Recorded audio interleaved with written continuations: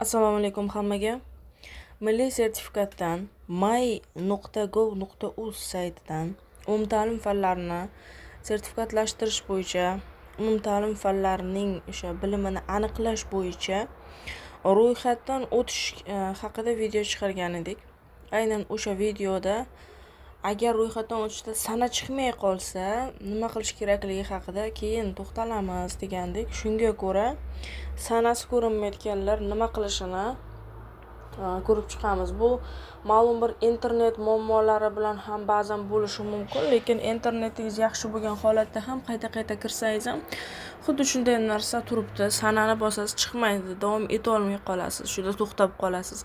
Bunday holatda qanday yechim berishimiz haqida bugun gaplashamiz. Demak, avvalambor saytga kirib olamiz.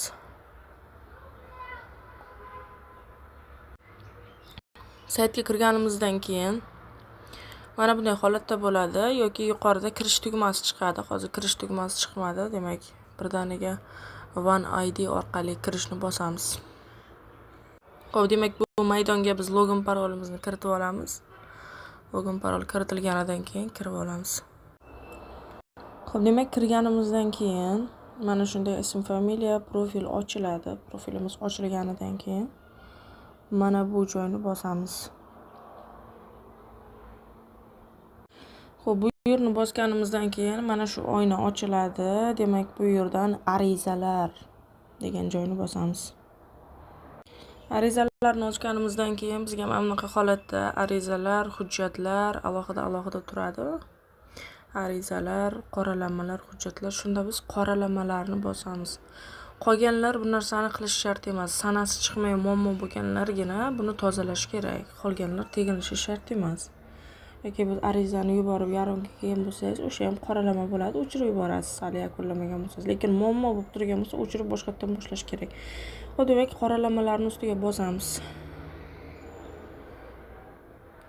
Xo'p, mana qoralamalarning ustiga bosdik. Endi pastda qoralamalarimiz mana bunaqa holatda turadi. Biz buni chaproqqa bunday sursak, mana o'zi qoralama ekanligi turibdi. Mana 4 ta qoralamamiz bor. Biz bularni hammasini o'chirib yuborishimiz kerak, qotmasligi uchun. Demak, bularni belgilab olamiz. Mana bu yerda chiqitdonni ustiga bosamiz.